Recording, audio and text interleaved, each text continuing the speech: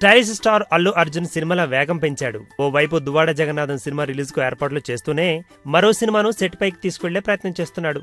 తాజా సమాచారం మేరకు అల్లు అర్జున్ తన తదుపరి చిత్రాన్ని జూన్ 14వ తేదీ ఉదయం 8:30 ప్రకటించే అవకాశం ఉంది. అల్లు అర్జున్ నటిస్తున్న తాజా చిత్రం దువ్వాడ జగన్నాథం జూన్ 23న విడుదలకు సిద్ధమవుతోంది.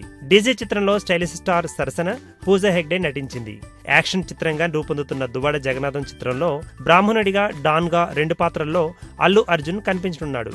ఈ చిత్రంలోని గుడిలో ఒడిలో పాట తమ మనోభావాలను కించపరిచే విధంగా ఉందంటూ బ్రాహ్మణ సంఘాలు నిరసన వ్యక్తం చేసిన సంగతి తెలిసిందే. ఈ నేపథ్యంలో దర్శకుడు హరీష్ శంకర్ వివరణ ఇవ్వడంతో ఆ వివాదం సద్దుమణిగింది.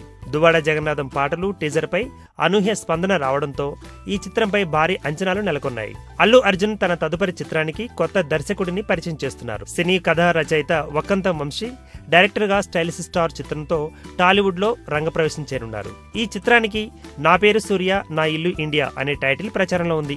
ఈ చిత్రాన్ని సెట్స్ పైకి తీసుకువెళ్లి సంక్రాంతి బరిలో నిలపాలనే ప్లాన్ లో ఉన్నారు. ఈ చిత్రంలో కన్నడ నటి రష్మిక హీరోయిన్ గా నటిస్తున్నట్టు సమాచారం. చిత్ర షూటింగ్ తేదీలను, టైటిళ్లను అల్లు అర్జున్ జూన్ 14న ప్రకటిస్తారనే వార్త ఫిల్మ్ నగర్ లో ప్రచారం అవుతోంది. ఈ సంక్రాంతి రేసులో ప్రిన్స్ మహేష్ బాబు, అల్లు అర్జున్లు నిలవనున్నారు. మహేష్ బాబు తన కెరీర్ లో 24వ చిత్రంగా తెరకెక్కే చిత్రాన్ని సంక్రాంతి బరిలో దించడానికి ప్రణాళికను సిద్ధం చేసుకున్నట్టు తెలుస్తోంది.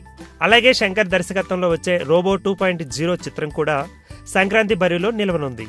దీంతో వచ్చే సంక్రాంతికి తెలుగు చిత్రాల మధ్య భారీగా పోటీ నెలకొనే పరిస్థితి కనిపిస్తోంది.